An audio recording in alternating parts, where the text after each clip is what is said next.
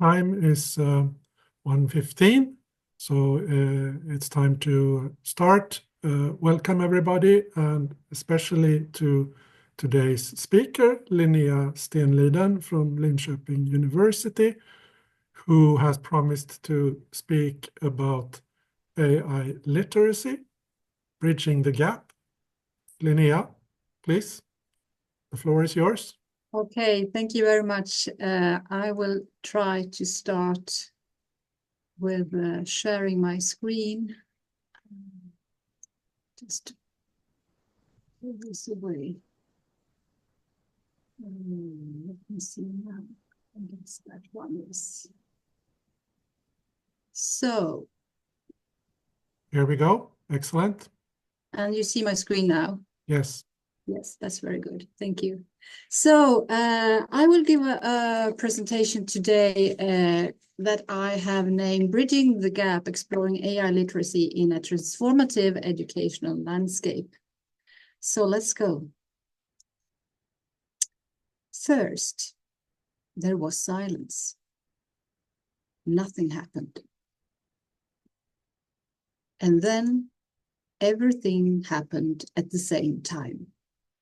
In November 2022, as you know, OpenAI launched ChatGPT and was even selected as the Person of the Year. The debate around the impact on school and education has then gone viral. At first, it was a lot about cheating regarding written exams. Now, I would say that it's more about what and why AI related to the possible challenges and the promises that AI might pose on education. However, this has made it difficult for us to navigate in a landscape that in many ways is very familiar to us, education and learning, yet so very different. Now, machine learning has found the path in the forest and knocks on the door to the classrooms, where teachers earlier only had to consider how to work with human learning. And in this landscape, among all the trees, there are also strong powers, powers that intervene and often promise this bright future when it comes to educational technology. So, this year, 1495, may be a year that many of you recognize. But to discuss educational technology, as we will do today, we really need to start around 5000 before BC, when the first knowing writing system emerged. It was a form of pictographic writing that used symbols instead of letters. And then various alphabetic writing systems has developed, as well as our own Latin alphabet. Of course, this has slowly affected the human oral tradition and our human capabilities to remember. But as I pointed out in the beginning, something happened around this year. The invention of the printing press that made books increasingly accessible, as you see in this diagram over the years. And this created a strong need for more and more people to learn to read. And as a response to that, the public school system in Sweden was established in 1842. And the focus in that school was on reading literacy as a response to the book. And I say the book because in this school, it was the only book, and that was the Christian Bible at that time. Then, as more and more books became available, and also different kind of tools for writing, the comprehensive unified school developed to also focusing on writing literacy as a response to that. And just to remember you, there were large debates at that time when, for example, the school went from ink pen to the pencil with the possibility to rub out what was written. What will happen to the students? They must become so lazy and ignorant when this possibility of wiping out the text was now possible. Then there has been a lot of different educational technologies introduced into the Swedish educational system. We have not the least a computer, which developed a need for computer literacy. And then we have the internet, as you know it, and we got internet literacy. We have had media literacy, multiliteracy, and now we are at the 2020s, and we face the time where technologies are actually used on us people. And now it is time to rethink literacy again. And we are at the time where we are talking about AI literacy. But I would like you to please remember this AI literacy and where it takes place on this timeline, because I will come back to that. First, I will give a glance of the intricate landscape that is behind this new AI technology that we are all facing. So what I actually mean is that there are very strong political, ideological, and economical interests connected to the introduction of AI in education. And therefore, I argue AI in education cannot be discussed as a tool. Rather, we need to understand it as a complex web of both underlying driving forces and their connected challenges. And I could talk about all of these today, but I will actually focus something on the forces, and then I will stick to the challenges around education. So here we go. An increasing number of policy reports have emerged from organizations such as UNESCO, UNICEF, the European Commission, and also from private institutes as Pearson's. They all attempt to provide guidelines to different educational stakeholders. And of course, these organizations have their own agenda, and they try to contribute to push for the introduction of AI in education. We see very little critical emphasis in those policy reports. Then we have this, the money. The rapidly growing edtech industry can be seen as an engine that propels the introduction of AI in education as well. For example, through various learning platforms and open educational resources. And I would just like to show you these figures that are from Holon IQ. And this graph is starting from the millennium up to now, 2025. And the figures there are just huge. And I cannot actually figure out how much money that really are. So what are they doing, these edtech companies? There are thousands of them. And this is for Europe and Sweden as well. And they build, for example, different kind of systems tailored to provide analysis of learning, or for example, detection of, for instance, reading difficulties, or for different kinds of data-driven school developments. So there are many different kinds of edtech that is connected to AI.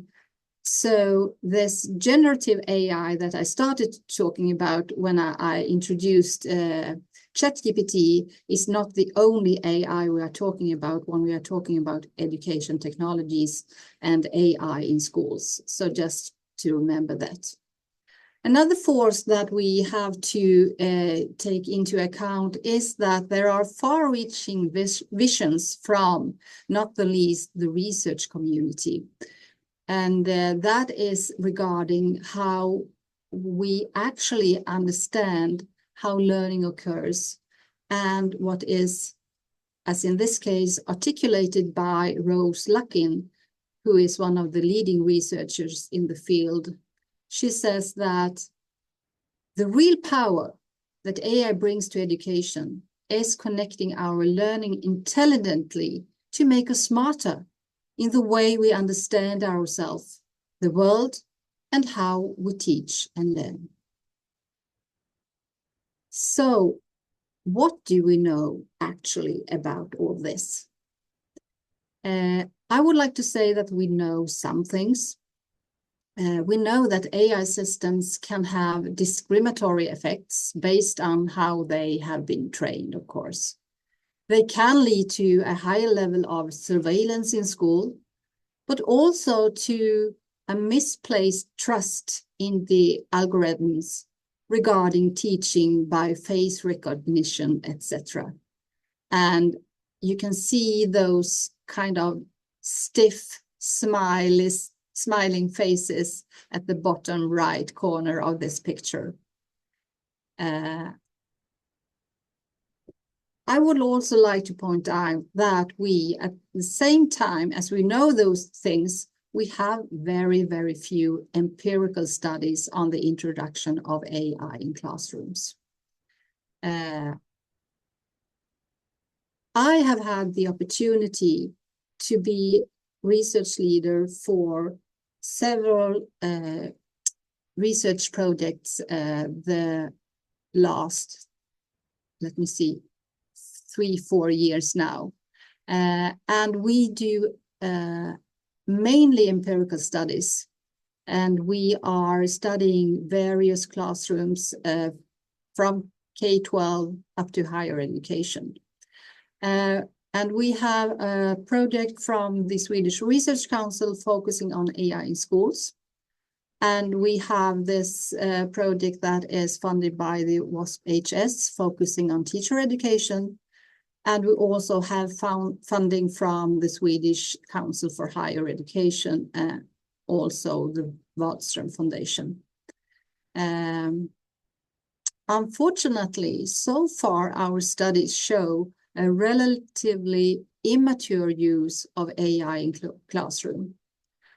And today I will briefly illustrate results from these two studies. The first one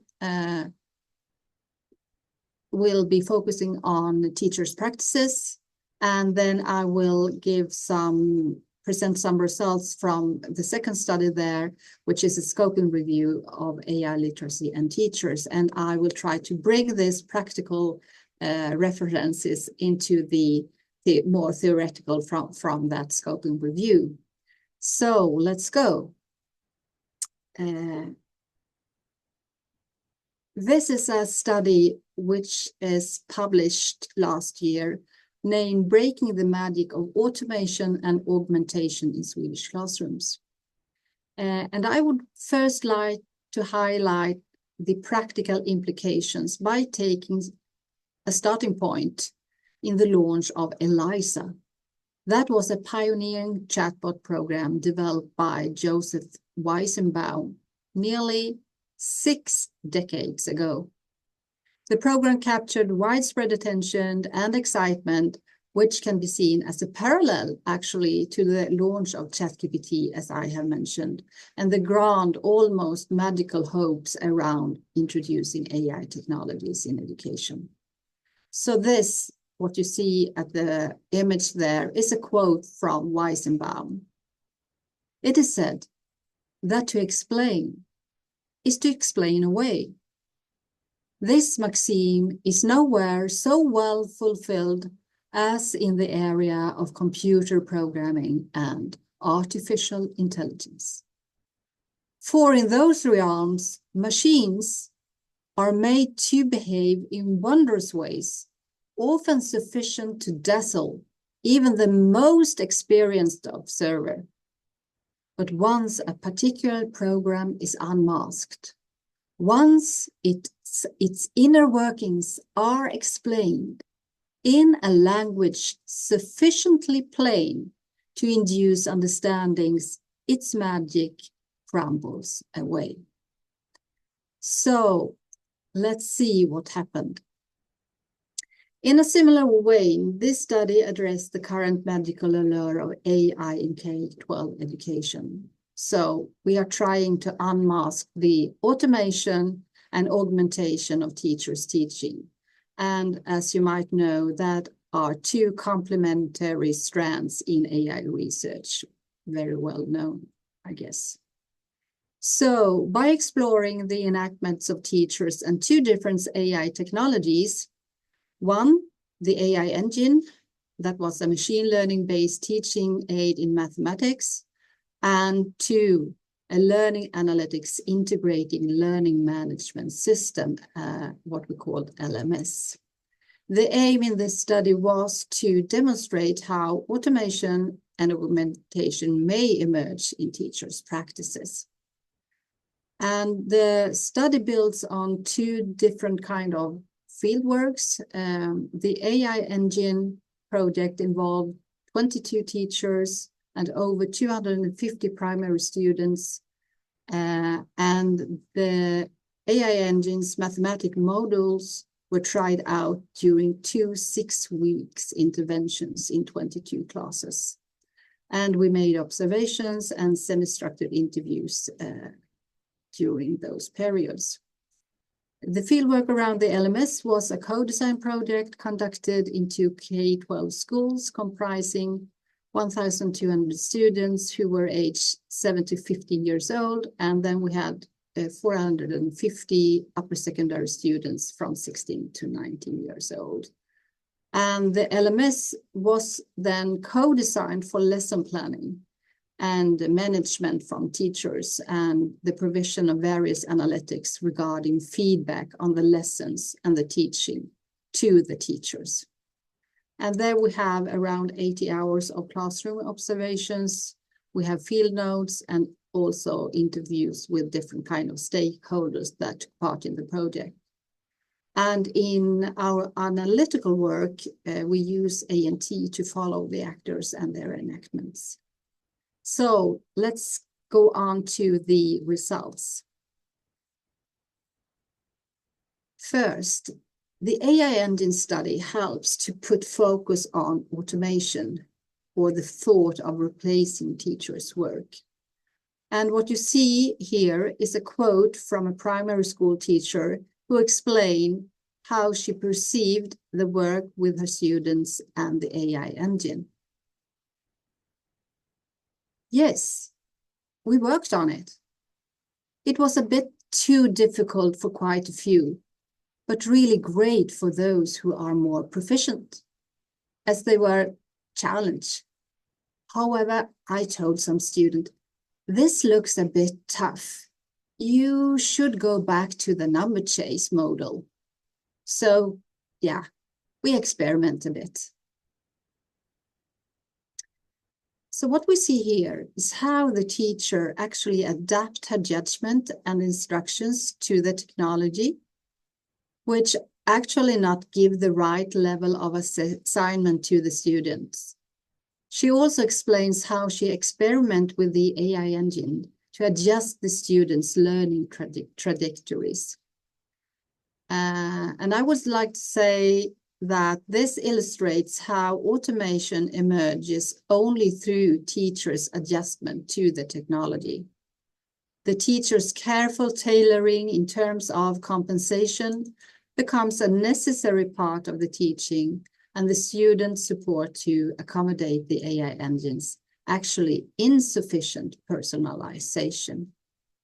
So this underscores the flexibility needed from teachers when acting in response to the algorithmic decision-making. The next example is from the second study with the LMS. And that supports the understanding of how augmentation unfolds in those classrooms. The image that you see on the slide illustrates the interface of the LMS. And that might be a bit hard to see the figures, but I think that it is sufficient for you just to understand that the image illustrates how the students have rated the lesson according to their motivation, how satisfied they were with the lessons. They have measured the difficulty of the lesson. There are also figures around declared learning and the peace of mind for the students when finished the lesson. So the rated lesson scores 82%. And I guess that you think about that figure. I do as well. What do Alfred said, the teacher? I usually check the display, and there's usually an explanation. With low lesson satisfaction, it can be like, well, I already knew this, so I thought I hadn't learned much. So they, that is the students, don't always understand exactly what they are filling in either, you know. So what we see exemplified here is how the teacher actually justifies the LMS, even though the technology, rather than revealing things about students and their learning that teachers otherwise would not be able to observe or know, largely depends on teachers' discernment, explanation, and actually justification. So the last and third example from this study.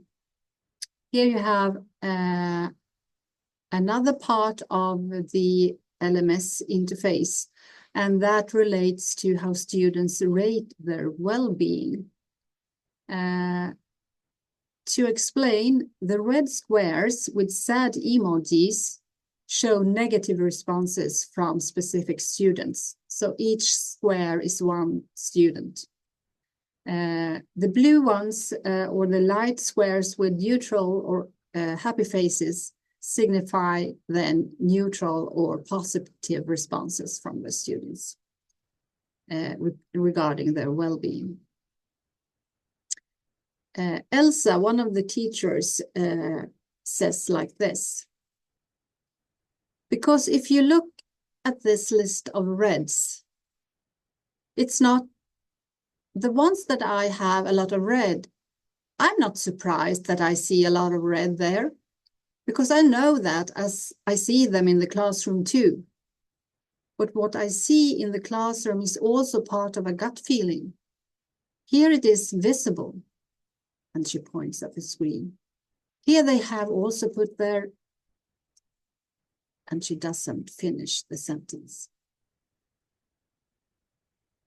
To interpret this, we can see that there is a reaction from the teacher that is neither of surprise nor apparent concern. Although we cannot confirm the exact nature of what she knows, she seems to place greater emphasis on the graphic and the visible representation rather than relying on her own gut feeling. To remember here, the visual representation in isolation provide only limited insights into the intricate facet of students' well-being at school and their commitment to daily survey responses. So nevertheless, this shows how such representation prompt Elsa to actually overlook, or you could say devalue, the significance of her own assessment. And in this case, you could also say subordinate herself to the AI technology. So to sum up this study, the overarching conclusion from the study is that we actually do not see very much of automation. The teachers, they adjust, they compensate, they contribute with a lot of work. And regarding the augmentation, we can see that that is neither quite working in the classroom. The teachers has to justify, they incorporate or overlook the technology, and they also subordinate themselves to the AI.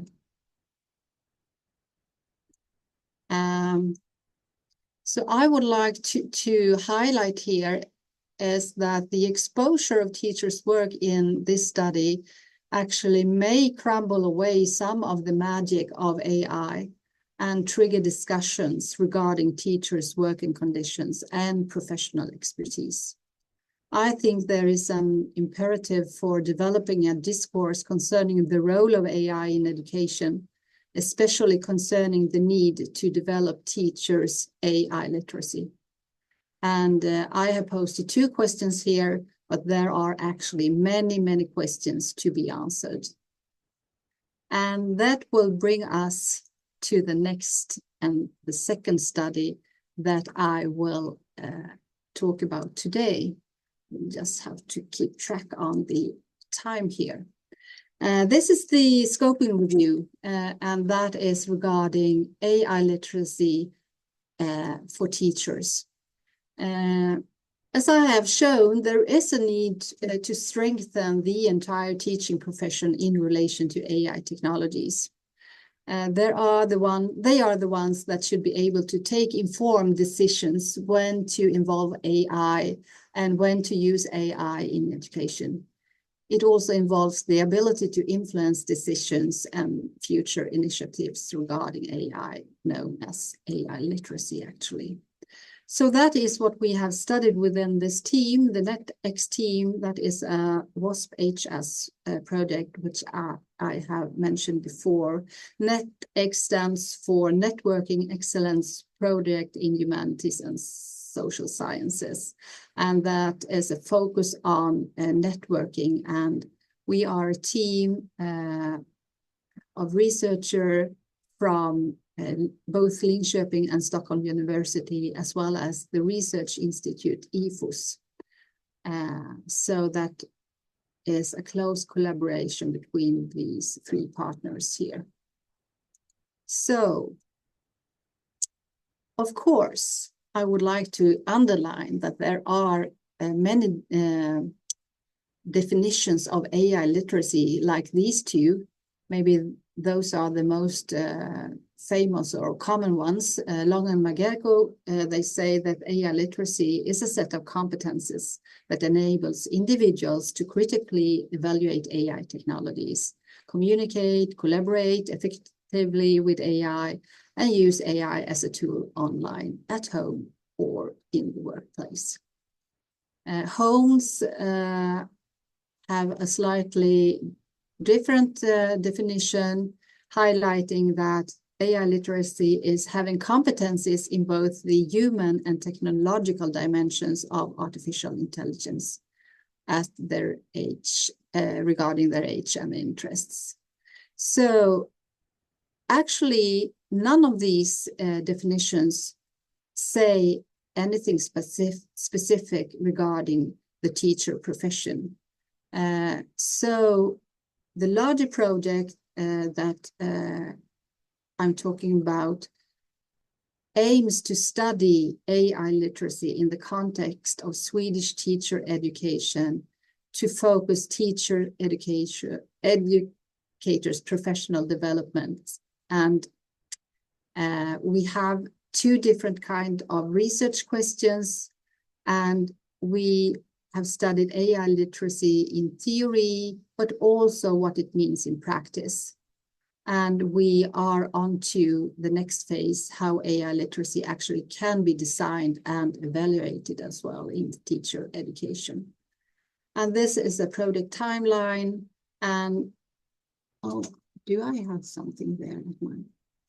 Sorry. The timeline, and we are in the middle of the project right now.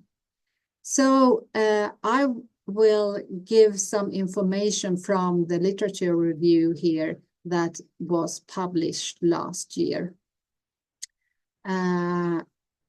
So we wanted to narrow down the current scope and nature of scientific literature around this theme. And we wanted to find out different forms or analyze different forms of professional knowledge reflected in the literature.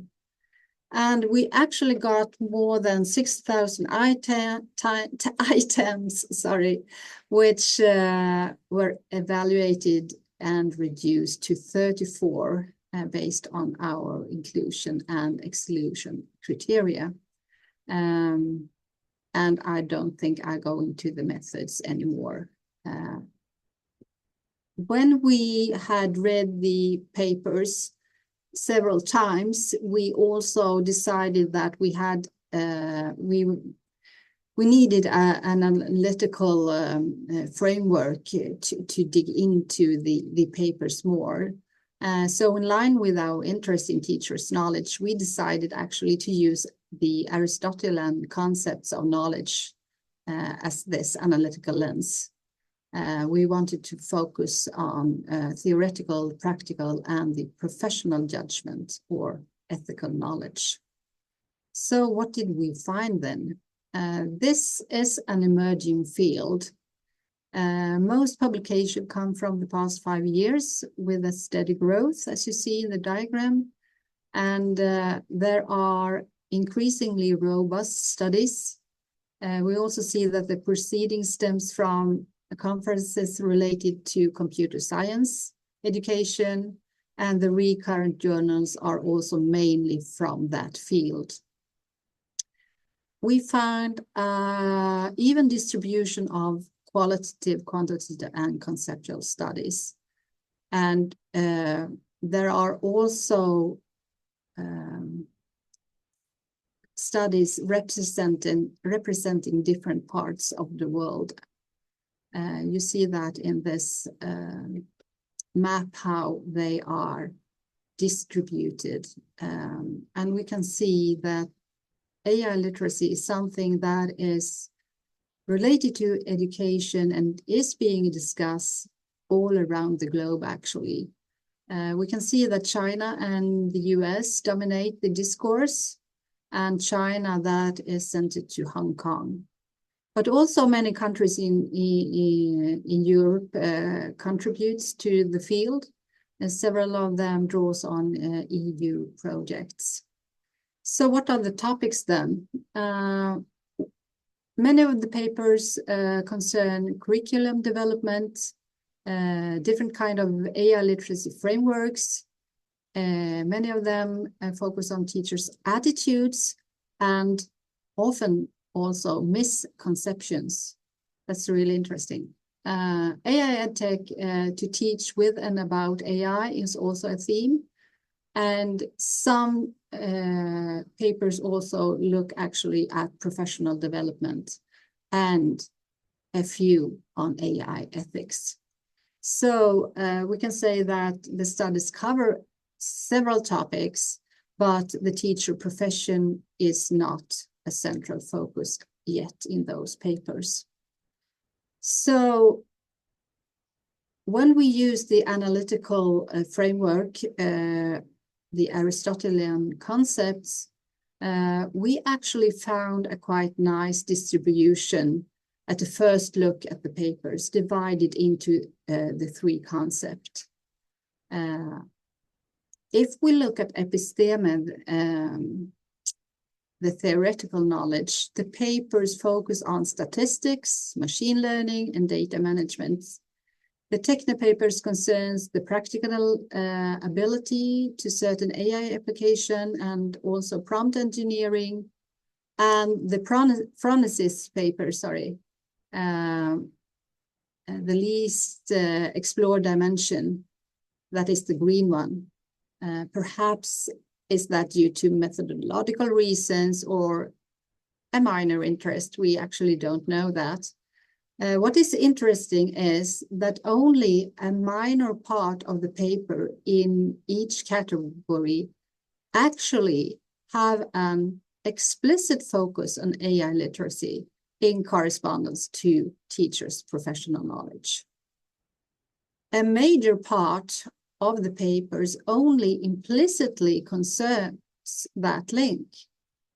And that is also most obvious in the category of the ethics, where if we look at this on each paper, there is only one paper included that is, or found, that is explicitly looking at this matter concerning AI ethics.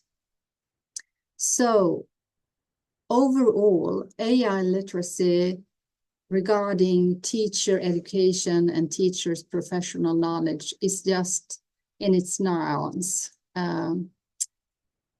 Ethics, that is a theoretical rather than a practical situated knowledge. And sorry to say, but it is totally absent in literature, the education of teachers. There's nothing regarding teacher education. We also have a lack of classroom studies, and we can see that AI literacy regarding teachers is not rooted in the educational sciences, but that comes from computer science, the most papers. We have many implicit assumptions about teachers' theoretical and practical and ethical knowledge, and focus on developing digital tools is very present. And that is a focus on teaching AI and implementing AI edtech in teachers' practices. So that is a summary of that paper, and that makes me say that teachers need to be much more involved in defining their own AI literacy and what teachers actually need.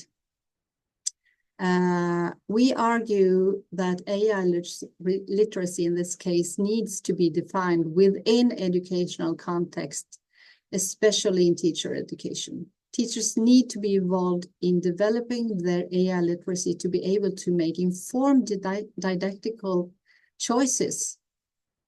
And as we always also say that, of course, more research studying AI literacy in classroom is needed. We need to capture, analyze, and develop teachers' professional judgments in relation to AI. And also, perhaps the most important thing, we need to study how teaching with AI affects human learning.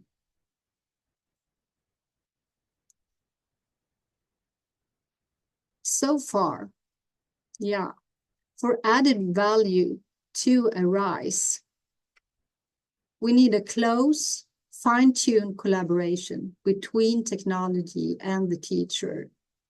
That is necessary. Otherwise, this phenomenon called foxtamation will remain, which actually is not quite unique at all. It has often been present in relation to technological development. But at the same time, there will be changes in the classroom. What do we want to focus on? What human abilities are important to foster? As I have shown during this presentation here today, technological development actually drives communicative shifts. They change how human abilities are utilized. For example, as I mentioned, written language has effect on our memory functions. The art of printing decreased oral storytelling, but increased our reading ability. The radio had impact on auditory storytelling. The film increased the visual storytelling. Then we have the digitalization, which has increased written and visual communication, and so forth. And now we have artificial intelligence. What do we know about that? We may only pose the questions here. What are the effects? They might decrease human agency in technology use, as I explained in the first study about the teachers, or may it increase technical agency in regard to decision making? What about decreasing human intelligence, or might increasing technical and human potential? I don't have those answers, but I would like to come back to this picture again. Human abilities are put to use. Knowledge needs, they change. Different literacies develop. And I would like to make a little hope into the future. 500 years from now, people will not talk about all these different literacies as you find here around the millennium in 500 years. They will never be aware of all those concepts. But I argue that they will talk about some sort of shift in the communication. And we have actually to take responsibility, even if we don't know what kind of concept and what they will talk about. We have the responsibility to future generation regarding the humankind. What kind of abilities are we going to foster? Because technology and innovation matter, and the picture is often much more complex, much more dynamic and non-linear than simple plug-in and play solutions that are often presented for schools or education. They make us only stumble in fog. Instead, a reorientation is required from solving small individual problems to focusing on multidimensional and interconnected challenges. We have to face them, and we have to think about which human capabilities should be developed and how human learning should occur now and in the future. So thank you for being with me. Thank you for listening, and let us clear the fog. Thank you so much for this, Linnea. Let us give Linnea a round of applause. I'm going to open the floor for discussion. We could begin maybe with Christoph, who has posed a question in the chat. And Christoph, would you be willing to grab the microphone and ask orally? Yeah, sure. So my question is how to best use AI to support teachers, actually, when they try to understand how students use different learning resources. So if you have access to an LMS, there is a lot of data that the LMS gathers, but there is very little possibilities currently in the LMS for extracting those data and provide meaningful measures of, for instance, how students struggle with, I don't know, a given quiz or a given video or whatever it could be. So my question is whether there is already existing AI engines that could be used in existing learning management system platforms, so that you can easily get an idea about the students in difficulty, the students the most needs. Yeah. That's a large question, but I guess that the simple answer is that there are learning management platforms that can contribute to what you are asking for. But at the moment, I would like to argue that they don't give that actually information that the teachers are supported by at the moment. I think there has to be a closer collaboration between the ones that produce those platforms and teachers. So the teachers actually are supported by the platforms and the data that are presented. Then we have another problem with LMS which is that when data is presented visually, there are huge amounts of information that is presented in diagrams. And that is not very easy for teachers to just connect to and interpret. So there's another problem. So there are a lot of things to work around here. Thank you. Thank you. We have maybe another question from Ingela. Hi, and thank you, Linnea. It was I was thinking about you were talking about the need for more research where teachers are engaged in how we are using Gen AI as well as other types of AI, and I can see a catch-22 in this. Mm-hmm. Because we're not allowed. We cannot use. We have to use our private emails, for instance. We're not allowed to use our school emails when we are using generative AI. Mm. And in that sense, it becomes quite difficult to make research, I guess. How can we do something about that? Mm. Oh, I don't know if I have the answer to that, but there are definitely a lot of different kind of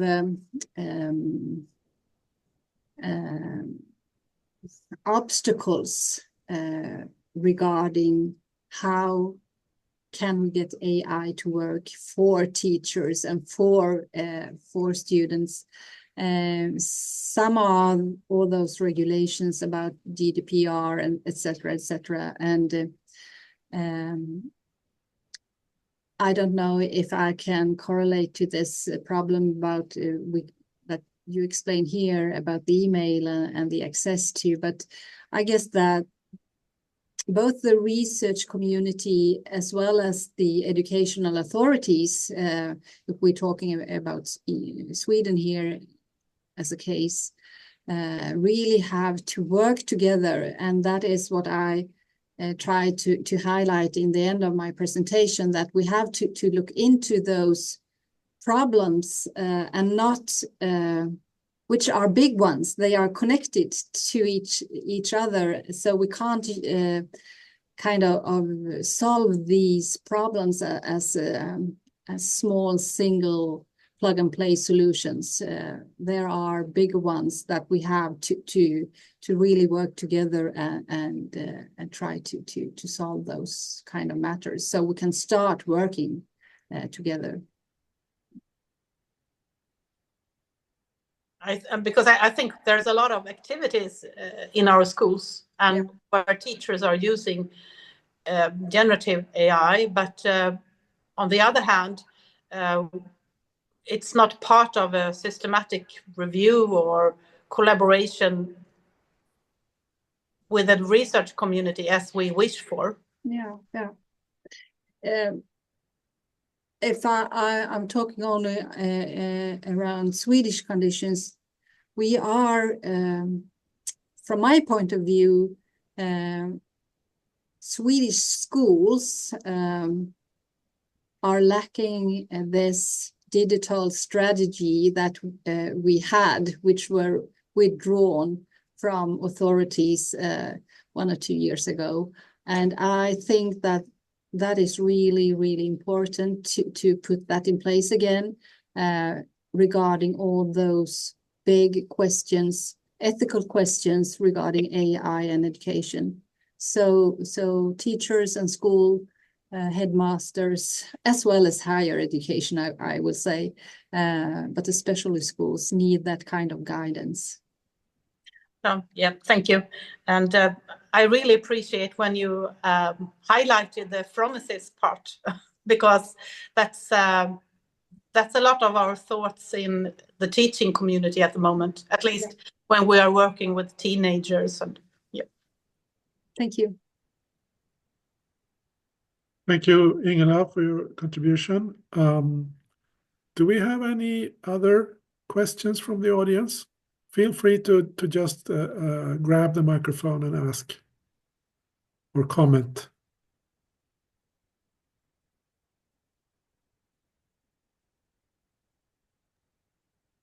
If I may, one more question. You mentioned it at the beginning of your talk that there are a lot of companies trying to sell those products, AI-based products. But I guess there should be some financial incentives for those companies to do that, or some interest for those companies to do that. So what do you think these companies are after? How do you see that these companies are going to make profit? On what are they going to make profit? I think that when, or if, I think it's a when, the companies, these kind of companies, the edtech companies, will solve the problem of how to get to the student data. Then they can do a lot of things. They can use that kind of data to produce different kind of applications that potentially could be good for the educational society or teachers in classrooms, etc. But there are also potential ethical problems with that, because we haven't, as from my point of view, discussed that in any deeper discussions yet. Who is owning the educational data? What is a student's data? Who has the responsible for that? Who is owning that? For how long is that data following that person?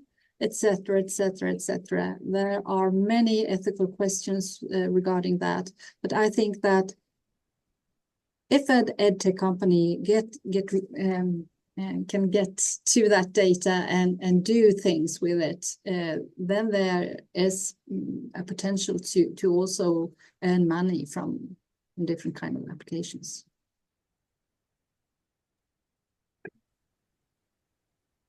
Right. Thank you. We have a question from Gordana, whether you would be prepared to share the slides, Linnea? Yes, definitely. Yeah. I can send them to you, perhaps. Yeah, maybe you can, Gordana, you can write to Linnea. And yeah, that's okay too. Yeah. Okay. Any further questions or comments?